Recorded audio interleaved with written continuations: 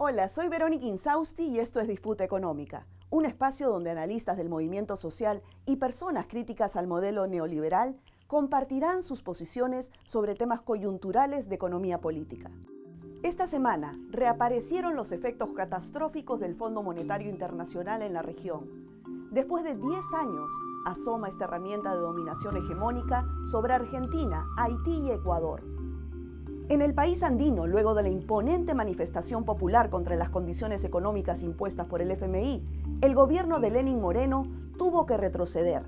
Pero ¿qué medidas tendrá que tomar para no incumplir con los compromisos asumidos con el Fondo Monetario Internacional? Y conozcamos cómo afecta en América Latina el recrudecimiento de las tensiones comerciales entre China y Estados Unidos por los nuevos aumentos arancelarios anunciados por el gobierno de Donald Trump.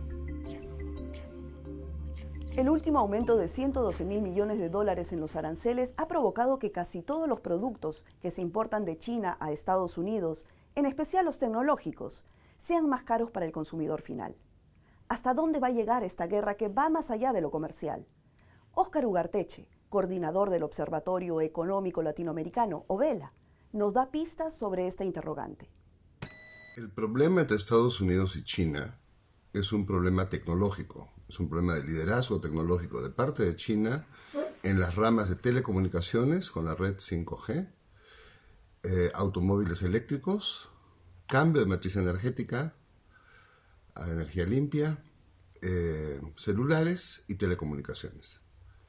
En estas 5 ramas, y próximamente en aeroespaciales también, China tiene liderazgo y en consecuencia Estados Unidos va a hacer todo lo posible porque las empresas que están en esas ramas quiebren.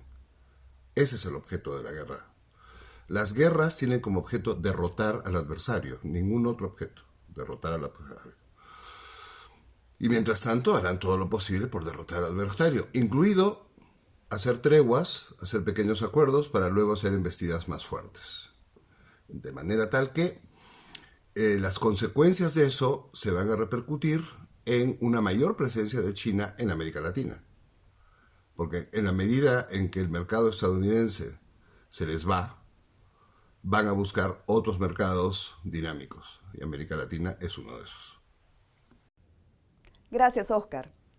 En los últimos días los ojos del mundo estuvieron sobre Ecuador, con un resultado esperanzador para el ciudadano de a pie. La fuerza social venció al sistema económico establecido. La reacción de la población fue rápida, tajante, nunca antes vista en su historia reciente.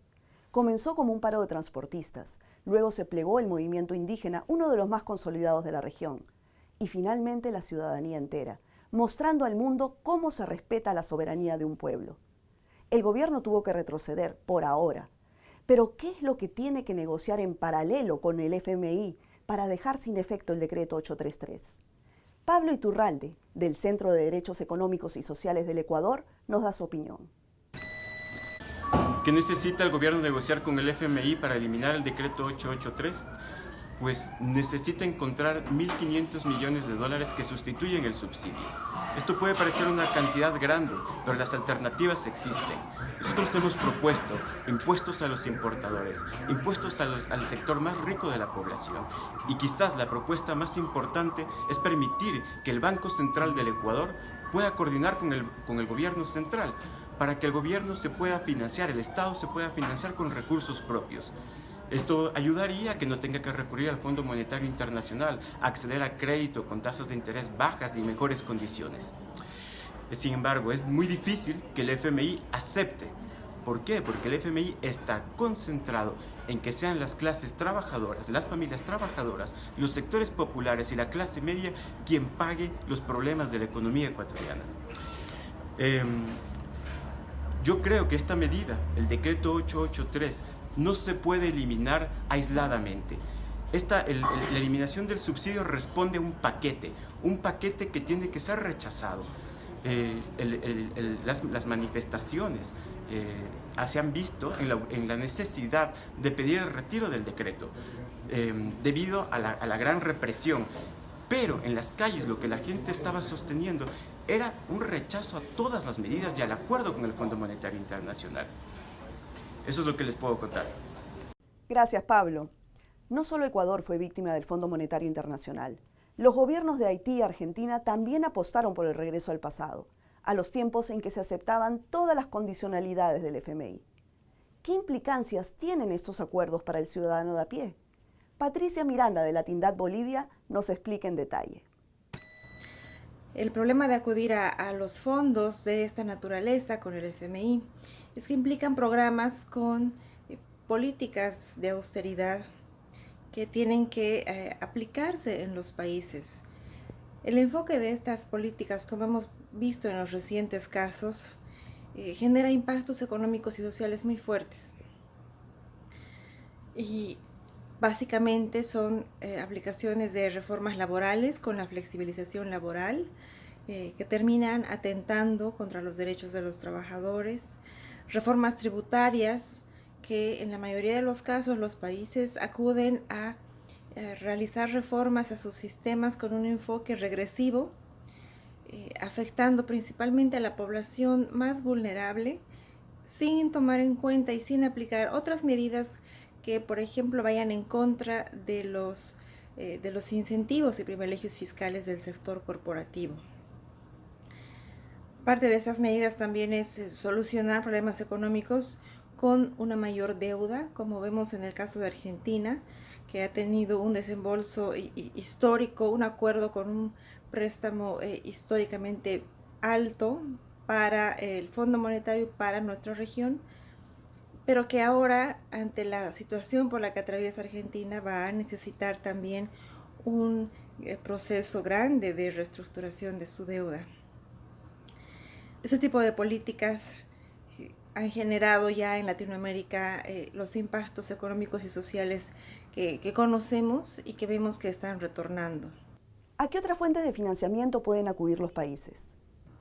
Los procesos de endeudamiento continúan siendo un instrumento de dominación, es decir, políticas con reformas estructurales como las que estamos viendo, u otro tipo de condicionalidades como créditos vinculados. Lo ideal para un país cuando tiene la necesidad de acceder a fondos o a recursos con los que no cuenta es tener el acceso a un fondo que no exija perder la soberanía en cuanto a política económica y que al interior de ese país un gobierno pueda tomar decisiones para realizar y encarar reformas con participación de la sociedad en general, con toda la diversidad de movimientos, de trabajadores, de mujeres, de pueblos indígenas, de manera que estas reformas se encaren sin tener un impacto económico y social en la población, que como había dicho es la población más vulnerable, la primera en sentir y en pagar estos impactos. Así es, Patricia, las poblaciones vulnerables son siempre las más afectadas con estas medidas. Por ello, como dices, es importante promover desde las organizaciones de la sociedad civil un cambio fundamental en la política y en la estructura financiera internacional. Justamente esta semana, la Red Latinoamericana por Justicia Económica y Social, Latindad, emitió una declaración rechazando las condicionalidades del FMI, sus políticas de austeridad con acuerdos orientados a la restricción de la inversión pública, reducción de derechos laborales, amnistías tributarias al poder corporativo y deterioro de los servicios públicos. Ojo, esta declaratoria ha sido suscrita por más de 60 organizaciones de todo el mundo y siguen las firmas. Estaremos atentos. Hasta aquí la presente emisión de Disputa Económica. No olvide escribir sus comentarios y sugerencias a nuestro correo info@nuestraamerica.tv y también nos encuentra en Twitter, Instagram y Facebook como Nuestra América TV. Nos vemos pronto. Chao.